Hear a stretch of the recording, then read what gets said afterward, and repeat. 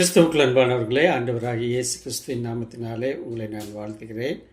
நாம் இந்த உபவாச நாட்களில், லெந்து நாட்களிலே உபவாசத்தை குறித்து நாம் தியானித்து கொண்டு வருகிறோம். ஆகவே அதன் அடிப்படையில் இன்றைய நாளின் செய்தி மத்தேயு 4ஆம் அதிகாரம் 8-9 வசனங்களை நான் வாசிக்கிறேன். மத்தேயு 4:8-9.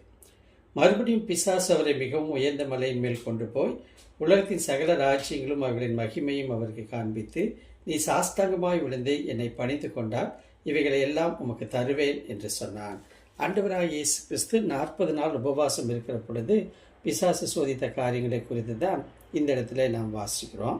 எனக்கு அன்பானவர்களை, ஆண்டவராகிய இயேசு கிறிஸ்துக்கு வந்த இந்த பகுதியில் 3வது சோதனை தான் மிகப்பெரியது. உலகில் உள்ள சகல ராஜ்யங்கள் மேலும் கிறிஸ்துவுக்கு ஆளுகை தருவதாக சாத்தான் வாக்களிக்கிறான். அந்த வல்லமை சாத்தானுக்கு இருந்தது. சாத்தான் இந்த உலகத்தின் அதிபதி என்று யோவான் 12ஆம் அதிகாரம் 31ஆம் வசனம், யோவான் 14ஆம் அதிகாரம் 30ஆம் வசனத்தில் பார்க்கிறோம். மட்டுமல்ல, இந்த உலகம் பொல்லாங்கனுக்குள் கிடக்கிறது என்று சொல்லி 1 யோவான் 5:19 வாசிக்கிறோம். எனவே சாத்தான் தனது இந்த வாக்கை எளிதாக நிறைவேற்றியிருக்க முடியும். ஆண்டவராக இயேசு கிறிஸ்துவும் உலகின் ராஜாக்களுக்கெல்லாம் ராஜாவாக இருந்திருப்பார். முழு உலகத்தையும் தனக்கு சொந்தமாக்கி இருக்க முடியும். ஆனால் ஒரே ஒரு நிபந்தனை, ஆண்டவராக இயேசு தேவனுக்கு பதிலாக சாத்தானை வணங்க வேண்டும்.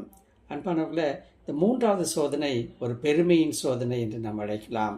1 யோவான் 2:16 குறிப்பிடப்படும் ஜீவனத்தின் பெருமை. இது தேவனுக்கு சமமாக என்ன வேண்டும் என்கிற ஒரு ஆசை. ஆதியாகமம் 3:5 படியாக மட்டுமல்ல, நன்மை தீமை அறிய வேண்டும் என்று ஆதியாகமம் 3:6 சொல்லப்பட்டது போல அந்த ஆசைக்கு இணையானது.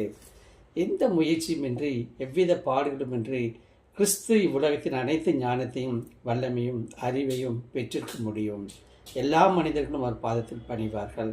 இயேசுவோ சாத்தானின் இந்த யோசனையை ஏற்க மறுத்துவிட்டார். 3வது முறையாக கிறிஸ்து தேவ வசனத்தை சொல்லித்தான் சாத்தானை மேற்கொண்டார்.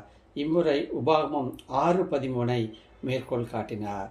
இந்த யூதர்கள் தேவனை வணங்குவதற்கு பதிலாக தங்களுக்கென்று பொன் கன்று குட்டியை உருவாக்கியதை பற்றியது. யாத்திராகமம் 32ஆம் அதிகாரம் 1-6 வசனங்களை நாம் பார்க்க முடியும். மனிதர்கள் தேவன் ஒருவரை மட்டுமே வணங்க வேண்டும், வேறு எதையும் வணங்கக்கூடாது என்கிற கட்டளையை யாத்திராகமம் 20ஆம் அதிகாரம் 3-6 வசனங்களில் நாம் படிக்கிறோம். எனக்கு அன்பானவர்களே, தேவ வசனமானது எப்படி சாத்தியானை முறியடிக்கும், சோதனையை எதிர்த்து நிற்கும் ஆயுதமாக பயன்படுத்தப்படலாம் என்பதை இயேசு கிறிஸ்து இச்சோதனைகள் மூலம் செயல்முறை விளக்கமாக காட்டினது நமக்கு உற்சாகத்தை அளிக்கிறதாக காணப்படுகிறது. ஆண்டவராக இயேசு கிறிஸ்துவை போல சோதனைக்கு எதிர்த்து இருக்கும்படியான விசேஷ கிருபையை இந்த உபவாச நாட்களில் கர்த்தர் நமக்கு தந்தருள்வாராக. ஆமேன்.